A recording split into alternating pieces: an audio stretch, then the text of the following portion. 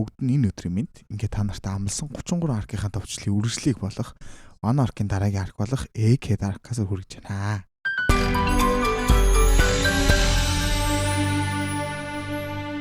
За ингээд Wano-гоос хөдөлсөн манай хэд маань Luffy гэдэг хэвтэртлэн одоод торнд хийж байгаамаа. Яагаад гэвэл Wano-гоос доош буух үед Luffy маань нөгөө хоёртойгоо уралтахаар хэний ч анхааруулгыг авалгүй шууд доошо бууччихлээ. Нами ч уурластай. Яг энэ үед захиач ирж тэдэнд сонин өглөө. Сонин дээр хаан Кобра өгөж гүнж Vivi харин ор сураг хаалга болсон гэж бичсэн байна. Энэ мэдээг сонсоод Luffy шууд л явж Vivi-г аварцгаая гэж ойлгоход Zoro үнд нуурлан Vivi асуудлаа өөрөө шийдвэрлэж чадах хүн. Үнэхээр аюулд орсон үед бид очих болно гэж явахыг нь боловлж байгаа. Харин дараагийн мэдээг нь одоо тэдний бүгдийг нь цочирдуулсан. King Cobra-г даалсан хүн бол Sabo гэх мэт байсан. Харин Luffy энийг сонсоод өрөөсөө итгэсэн шинжиж байхгүй хөвцээр өнгөрснөө бодон би далайн дээрэмчдийн хаан болчиход л болох юм байна. Гэхэд одоо багийнх нь бүгд Luffy-г гайхацгаалаа. За Frankie ч цаг алдсангүй одоо бидэнд сүүлийн road poneglyph дутуу байна гэхэд Robin хариуд нь. Сүүлийн road poneglyph-ийг хэдэн 100 жил хаан байгааг олж чадаагүй байгаа болохоор тэр ч тийм амаргүй байх болов л гэлээ. Харин нөгөө талд Marco Shanks-ийн хөлөг дээрээс бууж өөрийнхөө үүрэгт ажлыг хийхээр нисэн отлоо. Хэсэг өөрчлөгдөн багийг толгоогоо тастуулан одоо толгойн сугарсан байгаа штэ. Тэгээд түүнийг нь Crocodile болон Mihawk-д зодуулж байлаа. Crossguard бол багийн санаа биш харин Crocodile-ийн санаа байсан юм байна. Тэгмэн Crocodile Mihawk руу өөрөө залгаж тэд хамтрал үүсгэсэн байдаг. Гэхдээ яг тэ тэгэл багийн тэр хоёртой ойрхон байж таарад яг тэр үед нь тэр хоёр ирэн багийг бүслээдсэн тэнгисийн зэргүүдийг бут нэргэн багийгаас мөнгө нэгэхэд багийн хариуд нь бит хоёрт мөнгө өгч чадахгүй харин бит хоёр зүтгэе. Надад зэрэг байна гэд юм зөвшөөрчлээ. Даанч хин чи мэдэхгүй нэг нь одоо багийг тоглоомжаал гэж бодон цааш энэ мэдээг хүргэхэд эцэст нь багийн 4 Yonko энийг болсон юм байна. Энэ үеэр тэдний шин шагналыг танилцуулах баг Crocodile 196 тэрбум бэрий, Mihawk 359 тэрбум бэрий, багийн бараг л 3.2 тэрбум бэригийн шагналтай болсон юм байна. Үүнийг хасан Crocodile ч урдлан багийг зодож байгаад бүгдийг нь засах гэсэн чинь Mihawk ч надаа нэг хамаа алгаа харин сайн юм шүү.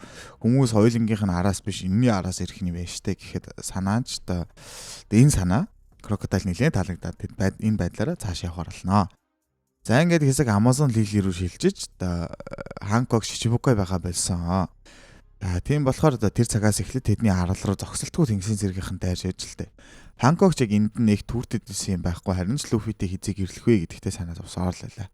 Яг энэ үеэр Kobe болон шин Seraphim гэх засгийн газрын робот зэргүүд тэдний арал дээр газардан дахин нэг өмнөийг эхлүүллээ. Seraphim нь болохоор доктор Vegapunk-ийн хөгжүүлсэн шин cyborg зэрэг бөгөөд хуучин Shichibukai нарын DNA-г ашиглаад мөн тэдний жимсний хүчийн чадлыг эзэмшсэн Lunarian биетэй буюу хамгийн хатуучилтай биетэй засгийн газрын төгс Shichibukai-г орлох цэрэг юм аа гэд ойлгоход болох юм байна. За тэгээ ийм л учраас Shichibukai гих цол хэрэгэм татан буулгацсан. За тэгээ цааш нь ярил Hancock-ийн болон Mihawk-ийн Seraphim-ууд арал дээр ирэн үемэн эхлүүлж байхад нөгөө талаас хар сахалт Hancock-ийн жимсний хүчин шунан ирсэн байдаг юм байна. Hancock хар сахалт болон Kobe-г үлдээн бусдыг нь чулуу хөшөө болгосон байх ба хар сахалт түүнийг хоолооноос нь заамд авч бүгдийг нь буцаагаад хэвийн болгоо гэхэд Hancock ч мөчөөгөө өглгүй хэрвээ чи надаас яг одоо миний хүчийг авбал тэд үрд энэ чигээр үлдэх болно. Тэгэхээр намайг тавь гэж хэлэхэд нөгөө талаас асар хүчтэй хаан якигаа гаргасаар хаанхыгаар рейли гарч ирлээ. Хар сахалт түнтэй үзэхдээ жаахан итгэлгүй байсан учраас Hancock-ыг сул тавиад Hancock бүгдийг нь буцааж хийм болгож тэнгисийн зэрэгчдэр хар сахалт төр хоёул арлаас явлаа. Харин арлаас явах үед хар сахалт яагаад ч юм Kobe-г авч өөрийнхөө арал руу явсан байдаг. Нэг ясандаа хулгайсан гэх юм уу та. За тэгээ энэ мэдээ дэлхийгээр тараад хувьсгалчдын айрамд хүрсэн байлаа. Тэд энэхүү мэдээг сонсоод Sabo-г амьд байгааг мэдэн баярлсан хэдий ч Dragon King Cobra-г алсан гэдэгт нь үнэхээр дургуутсаж байлаа. Гэтэл гинтл дэндэмүүшээ дуурч аваад ярихад нэлээд шархацсан Sabo байна л та. Тэгээ тэдний яриаг тэнгисийн сэргийнх нь нууцаар чагнаж байсан ба Sabo өөрийгөө Lelouch хаан тулсд байгаагаа хэлдэгэ. За 5 горосын энэхүү мэдээг сонсоод шууд Lelouch-ыг дэлхийн түүхээс арчиж хайж энэ улс дэлхийн түүхэнд байгаагүй дэлхийн газрын гадарга дээр байгаагүй мэт болгоно хэмээн асар хүчтэй зэвсгээр тус усыг устгадаг. За энэ бол Mother Flame-ийг ашигласан ancient weapon нэг шүү дээ. За тэгээд буцаад Luffy дээр ирэхэд тэдний замд асар том ус ч юм уу агаар бөмбөлөг гарч ирж Zoro бөмбөлийг цавчхад дотроос нь Jewelry Bone-ыг гараад ирлээ. Хэрвээ та надтай хамтарч рекламд болохыг хүсэх юм бол доор байрших Имэйл болон миний Instagram хуудасаар надтай холбоо бариарай гэж хүсье. За ингээд төд удалгүй асар том авраг загас тэднэлүүд арихад Саны азар хажуугаар нь зөрөн Luffy Chopper Bonnie 3 далаар унцдаг юм аа. Жимбэ тэр 3-ыг аварнаа гэж араас нь шумбдаг. Харин Франки хөлгөө аюулгүй газар руу чиглүүлэхэд авраг том роботуудын дайралт араасаа ирсээр л байлаа. Luffy Chopper Bonnie 3 жимбэгээр авруулан нэгэн арлын мангар том арлын ханагчим гарч ирээд хатцгааж байхад Bonnie тэдэнд энэ бол хүн төрлөختний хөгжлөөс 500 жилийн урд харьцангуй өгдсөн Egghead гэх арал болохыг илтгэе. За Bonnie энэ арал дээр Vegapunk-тэй уулзах хувийн зүйл байгаагаа бас хэлдэг. Bonnie ганцаараа ирэхэд нь авраг загаснуудын дайралтанд өртөөд донгоцсон нэвтэрсэн л гэж. За энэхүү Egghead-ийн гайхамшигыг бүгд л харан гайхаж байгаа. Асар том зайрмаг десертүүд нисдэг битүүр гэх мэт дааж ихэнх нь холограм л юм байна л да. Тэгээд Luffy жуурандаа зохиол авлаа. Цааш явхад нилээн том хоолны машин гадарлээ. Тэгэд авраг охин гарч ирээд тэдэнд яаж хэрэглэхийг зааж өгөөд өөрийгөө Vegapunk хэмээн тайлбарлахад Bonnie-гаас бусна шоконд ордог. Учир нь Bonnie жинхэнэ Vegapunk-ыг мэддэг л болж таарлаа л та. За энэ үед Franky болон бусдыг авраг роботуудын дайралтаас нэгэн том робот аварж байгаа юм л та. Тэгээд дотроос нэгэн эмэгтэй гарч ирэн өөрийгөө бас доктор Vegapunk хэмээн танилцуулнаа. За түүнийг Lilith гэдэг юм байна. Тэгээд Lilith өөрийгөө Vegapunk байна. Өөрсдийн алт эрдэнсийг бидэнд үг хэмээн шаардахад Robin болон Zoro бэлэн байдал шилжин Lilith-ийн хөдөлгөөнийг бүлээн зогсож байгаа. Харин Shaka гэх бас нэг Vegapunk Lilith руу ярьж нүд ирмэх зурал чи Robin болон Roronoa Zoro хоёр дайралтанд өртнөө. Чи өөрөө хэцүү байдал байгаа болохоор бити чанга гар шиг жүжиглээд бай гэж хэлнэ. Lilith айгаад цухтаах гэхэд Shaka харин залгаж дэрсэн малгайтууд миний сонирхлыг татаад байна. Тэгэхээр чи тэднийг оруулах гэж хэлнэ. За ингээд Lilith тэднийг том роботороо авч яван Egghead-ийн гайхалтай хөгжлийн талаар яриангаа лаборатори руугаа хөдлөлөө. За зорьсон газар өрөхөд Zoro болон Brook хөлөг дээр үлдэн хөлгөө сахихаар болдог. Гэтэл Caribou-ч гарч ирэн түн засгийн газрын мэдэл байдаг арал дээр ирсэн хэлэхэд Caribou-ч явахтай нөгөө нэг байдгаараа мосоогоож усаар л айсаар л байна. За ингээд нөгөө гур маань гизээ цадтал хидээд байж итэл Atlas гэх нөгөө нэг Vegapunk юм да. Холограм лууг зохиод тэдэнд холограмд хөрж болдог Bellite-гаа хилэн тэдэнд тохирсон Egghead-ийн хувцсыг өгдөгөө.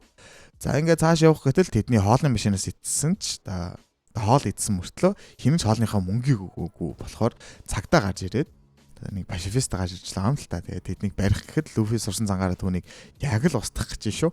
Гэтэл Bonnie гарч ирээд Luffy-г болиулаад Pacifista буюу Kuma бол түүний аав гэдгийг хэлэн түүний дайралтуудаас зайлсхийхийн тулд Bonnie тэднийг чадраараа хөгшин болон хүүхэд болгон хувиргадаг. За ингээд цагдаагаас алж цааш хогны зэг дээр ирэн Jinbe тэдэнд Kuma-гийн талаар өгүүлнэ. Kuma өмнө нэгэн жижиг улсын хаан байсан. Гэвч Хэрэгхийн хааны судлаасаа бууж мөн толгоонд нь шан харамж тавьж эхлэхэд тэр хувьсгалчдын харамд орон тэнгисийн зэргүүдээс цухтааж явсан. Харин Vegapunk-ийн сонирхлыг Kuma татсан учраас түн Shichibukai болох санал тавьж хариуд нь тэнгисийн зэргүүд түүнийг хөөхөө байсан.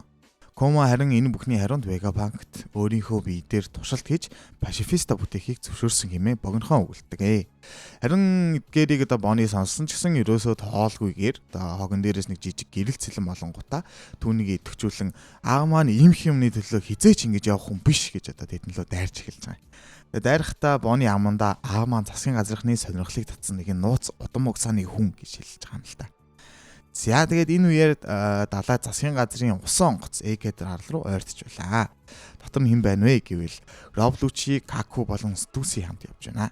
Тэд хоорондоо саяхан авсан даалгавар болох Egghead-д байгаа Vegapunk болон түүний 6 хөлбрийг алах даалгавартайгаа ярилцсанаа.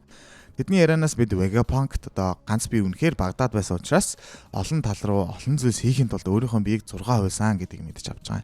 Харин тэдний хөлөг онгоцсон дээр Estbear гэх Kuma-гийн хөлбөр болох шин Seraphim хамт явж байдгийг. За харин Lucci Lulusia-гийн бүрэн устгалын яг араас яагаад тэд ийм даалгавар бидэнд өгсөн юм болоо? Бид Vegapunk-уудыг алах ёстой ч лабораториудыг устгаж болохгүй юм байна хэмээн ярихад Stussy тунд хамаагүй дээд тавын тушаалыг мэдмээр байгаад байвал хизээ нэг өдөр гомхын тос болж мэдээ шүү л гэж хэллээ. За эсэг өөрчлөгдөхөд 01 Vegapunk болох Shaka саяхан драгонд хитрхи ухаантай байхаар яагаад ч юм өөрийнхөө өхлийг мэдрээд байдаг юм шиг байна драгон. Би удахгүй гэж хэлж байгааг бид харж байна. За ингээд өөр нэгэн далайн хаан ихтэй. Лавынхан хар сахалтын хүчинд автан бүгдийнх нь хүүс өөрчлөгдөхөд лав өөрийнхөө хакийг ашиглаад өөрийгөө эхлээд хэвэнд нь оруулаад дараа нь бусдыгаа ч гэсэн хэвэнд оруулж чаддаг. юм аа. За ингээд Burgess аавгүрийн тусламжтайгаар арал руу шилжин асар том хадыг нураан тэдэн рүү шууд шидэж байгаа. Харин лав жимснийхэн хүчийг ашиглан өлөгхөн дайралтыг зайлуулахад тэрний цаанаас хар сахалт нисдэг мөр унсаар лав руу ортж байдаг. Хар сахалт лавд байгаа road poneglyph-уудын хуулбар болон түүний жимсний араас ирсэн гэдгээ хэлэх ба лавч түнд зөөл хандахгүй бол өөрийнхөө саяхан нээсэн гэх юм уу бидэнд харуулсан шинэ awakening хүчийг ашиглан агаарт байгаа тийчийг ориг нь хоёр хуваахад тийч цагаан сахалтын хүчээр арлыг дөргөн түүний гişүүд 60 араасаа дайралтууд хийсээр л байлаа. Лавч шууд K-room ашиглан тийчийг гиндүүлж хүчтэй цохилт өглөө л дөө. Унаж байсан тийчийг аавгүйр шилжүүлэн лавын яг ард нь гараад ирлээ. Ингээд хар сахалт болон зүрх далайн дэрэмчдийн хоорондох мөргөлтөн эхэлж байгаамаа. За ингээд үлдсэн тэрсэн малгадууд харин лаба бейстер хүрэлцэн ирцгэлээ. Шинэлэг тоног төхөөрөмжүүдийг үзэн мэлмэрэн гайхсаар Эдисоны ханаас ч гараад байгаа хоолоогоор хөдөж хилгүүлэн явсаар нэг өрөөнд орж ирэхэд тэднийг Жимбигийн Серафим болох S-Shark хүлээж алаа. Тэд S-Shark-ийн байгаа газар орж ирмэгцэл S-Shark өөрийнхөө хүчийг ил болгодгоо. Senior Pink-ийн жимсний хүч мөн лазераар буудах гэх мэтэр тэдэн лөө дайралтад байдаг. Бүгд л S-Shark-ийн эсрэг дайрахад S-Shark хэр чанга гэдгээд ирсэн малгадуудад харуулдаг. За бүх юм болохоо болохын даваан дээр Шака орж ирэн S-Shark тушаал өгч дайралтыг зогсон. Тэрсэн малгадуудын гутлыг газартай соронзоор нааж хөлгөөнгөө болгоход энэ бүх зүйлс 3 Vegapunk хийж байгаа хэрэг болж таардаг. Шин Серафимуудын хүчийг үзмээр байсан болохоор тэднэр ингэж тушиж үзэж байгаа нь л юм байна л та. Шакаг орж ирэхэд Франки түнд вау энэ гайхалтай ирээдүйн арал дээр юм байх юм аа гэхэд хариуд нь үгүй энэ бол 800 жилийн өмнөх үлдэгдэл болох өнгөрсний арлаа. 800 жилийн өмнө харанхуй зам гэж байсан ба Огорагийн хүмүүс энэ бүгдийг олоход ойрхон байсан учраас тэднийг устгасан гэдэг. Харин 800 жилийн өмнөх эртний хаант бас 20 улсын эсрэг дайнсан гэвч тэд ялагдаж одоогийн засгийн газар байгуулагдсан. Эртний хаант улсын газрын гадаргаас арчин огт байдаггүй юм шиг болсон. Химэн тэднийг бүр гайхшуулж өрхлөө. Санжи хариуд нь энэ бүгдийг мэдвэл бид хүртэл засгийн газрын бай болж болох байсан маш том нуус байна штэ гэхэд Шака ч гэсэн энэгчгүй тийм байж тэл гэж байна. За манайхын энэ мэдээллийг сонсоод бүгд шоконд ороод айд сандраад байж байтал Шака Робин руу хандаад үгүй болсон биз дээ Робин гэхэд Робин ч мэдэн бодолч миний мэдхээр тийм ээ л гэж хариулж байна. Тэр том бөмбөгтөлтийн дараа би хараад хүндэтгэл үзүүлэхээр очисон. Тэр үед дээр хүн биш харин асар олон мэдлгүүд болох номнууд үлдсэн байсан. Энэ бүгдийг арал дээр үлдсэн авраг бит бүгдийг нь Elbaf руу авч явсан гэдгийг сонсоод Робин нулим сунгадаг. За ингээ бөмбөгтөлтийн дараахан Vegapunk-ыг очих үед Dragon-тэй таарсан ба Dragon тухайн үед эрх чөлөөний дайчид химэх нэр дор жижигхэн бүлэг хүмүүстэй хамт үйл хэрэгээ хийдэг байжээ. За ингээд дараагийн Vegapunk тантан засгийн газрын эрдэмтэн энд юу хийж байгааг асуухад Vegapunk түнд хандан би чамтай нэг тал болмоор байж чамд хангалттай хангамж мөн хөрөнгө мөнгө байхгүй шүү дээ Dragon. Би бүх юм байгаа талд л орсон төдийл гэж байна. За ингээд хожмоо Dragon-ы бүлэг тэлж Yonko болон Kuma тэргүүтэй хувьсгалчдын айран болсон хэмээн гардаг. За дэрсэн малгадууд энэхүү мэдээллүүдэд үнэхээр л яг ахтаж байгаа учраас зах зугаас нь л ойлгож байгаа л та. Харин Робин Шакагаас тэр авраг битэд яг юу болсон юм бэ гэж асуусан ч Шака би сайн мэдэхгүй гэхдээ тэр амьд байгаа гэж хэлэхэд Робин нулимстануудаараа инээлээ.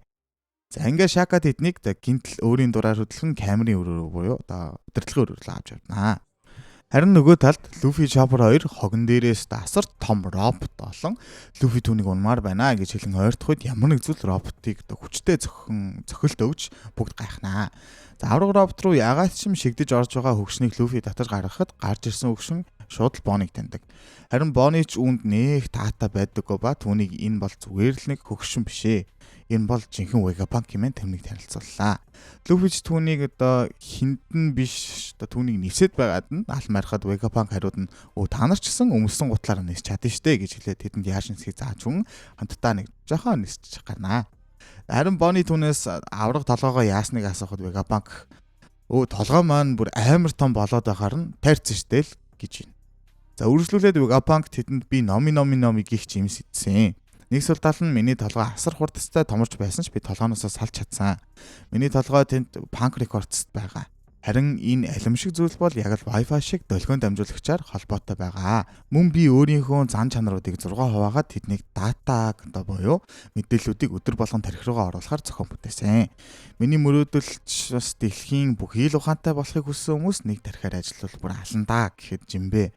Муу бодлууд ч юм уу муу зүйлс цуглаад ирүүлэх яах вэ гэхэд тэрч надад падгүй мэдлэг бол 0.1 л гэж байна. Энэ бүгдийг Бони сонсож байгаа ч яриа дуусмагц.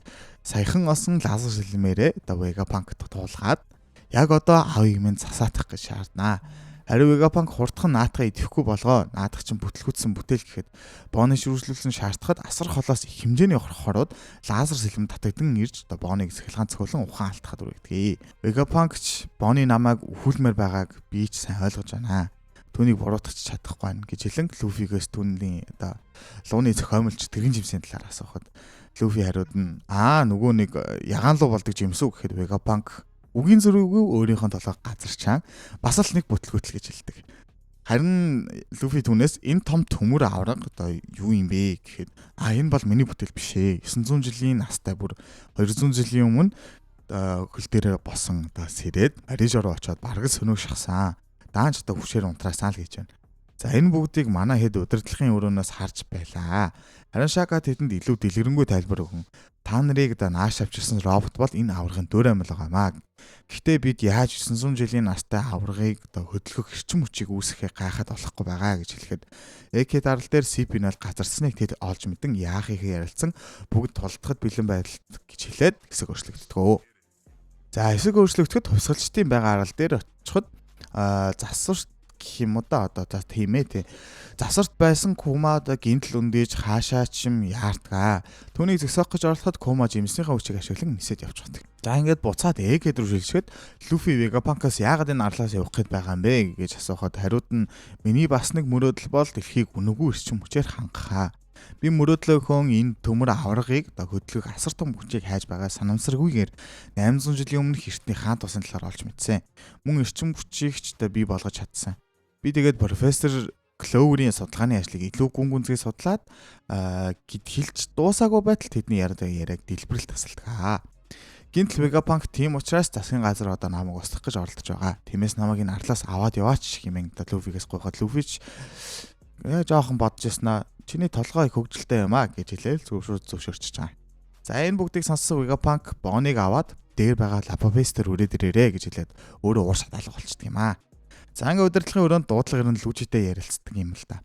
Тэгээд Lucci CP5, CP7, CP6-гийн хүмүүс ийш ирсэн ч буцаж ирээгүй. Тэд Орос руу галуу болсныг хэлэн тэднээс яасныг нь асуухад хариуд нь мэдэхгүй гэж хэлэн тайлбар хэлэх гэхэд Lucci уцаа таслан тэдэн лөө дайрахтаа бэлддэг. Vegapunk-ууд газ 70 мангас роботуудаараа засгийн газрын хөлгөн онгоцыг сөнөөлөхөд CP0-ийн аливжээний AK дарал дээр газардсан байдаг. Shaka шууд л арал дээр гамшигын байдал зарлан иргэдийгээ нууц руу явуулж босод Vegapunk-уудыг Lapabase ирэхийг шаарддаг. Kakuj арал дээр ирмэгцээ тэнгэрт байгаа луу руу дайрахад наадах чи холограм штэ эмээн Stussy түнд хожимдсан мэдээллүүдийг өгдөгөө. Учир нь Stussy энэ арал дээр нэлээд иржсэн юм байна л та. За тэгээд үргэлжлүүлээд Kaku дээш нэсэн Lapabase руу явах гэхэд Stussy дахиад л хоцорсон мэдээлэл өгөн Frontier Dome-ыг хоёр давхар лазер хамгаалалттай. Тэгээд түүнийг нэвтэлж чадахгүй гэхэд Kaku асар хүчтэй тесрэлтэнд орж Stussy руу уралдаг. Atlas тэдэн дээр ирэхэд Lucci шууд л хувиран түүнлүү дайрдаг. Atlas эвдэрхийн нагвар болсон байдаг ба Luffy маань хажуугаар нь өнгөрч тааран Luffy-гийн эсрэг Lucci-гийн тулаан эхлэх нь тодорхой боллоо. Харин Тэнгисийн цэргийн штабд мэдээлэл ирлээ. Дэрсэн малгайтууд AK дарал дээр байгаа. Мөн CP0 Vegapunk-уудыг алах даалгавраар очсон. Дээрээс нь Адмирал Kizaru бас тийшээ хөдөлсөн гэдгийг Akainu дэлгэхэд Akainu нэмэлт хүчийг тэдний араас явуулдаг. Kizaru юу болохыг таамаглан бүхий л байлдааны хөлөг онгоцуудыг AK дараал руу хөдлөхийг тушаадаг. Харин Garp-ийн хөлөг чадахгүй би явж Kobe-г аварлаа гэж хэлэхэд хэсэг өөрчлөгдөн Kuma Redline-ыг маш хүчтэй мөргөн ханаар дээш цуцшгүй авирж гарлаа. Энэ үеэр Kid Elbaf-ын арлыг харж аврагуудын арал дээр үүмэн болох нь дээ хэмээн өөртөө хэлдэг. Харин нөгөө талд Luffy маань шууд л гэр тавтаа орон Lucci-тэй үзэлцэж гарлаа. Vegapunk энэ үеэр удирдлагын танхимд ирэн тэднээс энэ танаа ахмадын хувирал яг юу юм бэ гэхэд бүгд л мэдэн бодолдог. Харин Vegapunk тэдэнд үннийг хэлж байгаа юм л та.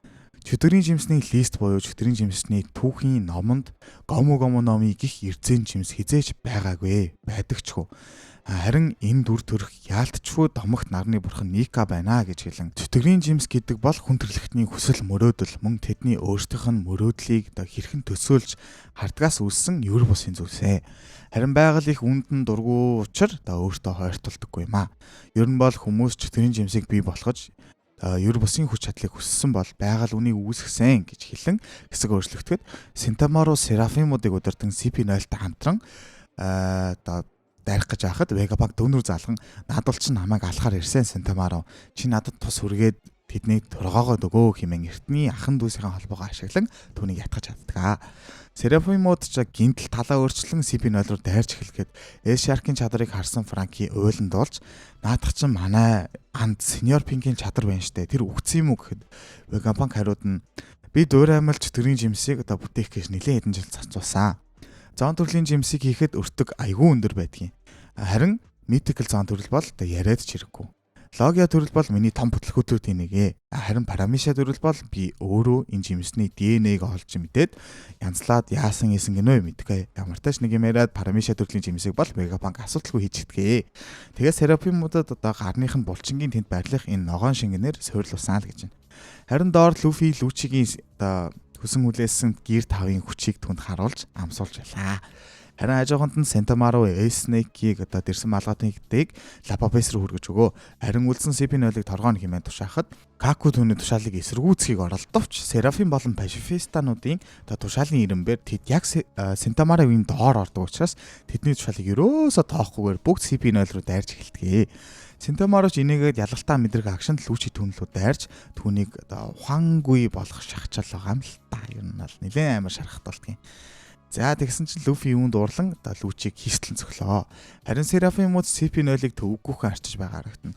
Лучи эргэж босоод Сентамаро руу ойртоход Луфи газар дороос гаж ирэн түүнөр дайралтын түүнийг дахин нэг удаа буулгаж авахд Сентамаро харин түүнд Вегапанк хөвшнийг заавал энэ арлаас явж аваарай гэж захиад үлдэхээр болж Луфиг багийнхантайгаа хамт явахыг хүсдэгэ. Луфи тэдэн дээр ирэхэд Бонич яг сэрэн Луфиг харж гайхан юу болсныг асуухч зав өгүүлгүй тэд Лапапес дээр асар урттай агаарын капсулаар хүрээд ирлээ.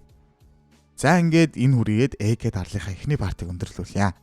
Бүр амар хурдан өшөө илүү товчлоод маш олон үйл явдлыг ярмаар байсан ч маш хэрэгтэй мэдээллүүдийг Вегапанк дураагч хэлээд байсан болохоор төдийлөн товчлж чадсангүй. Тэгээд тунгудлгүй дараагийнхаа ангиараа уулзтлаа. Түр баяртай. Тунгудлгүй гэж дараа 7 хоногт юм биш үү? Одоо яг Stranger Things гарч байгаа болохоор би тэрийг үзнэ. Тэгэхээр дараа 7 хоногт дахин уулзтлаа. Түр баяртай.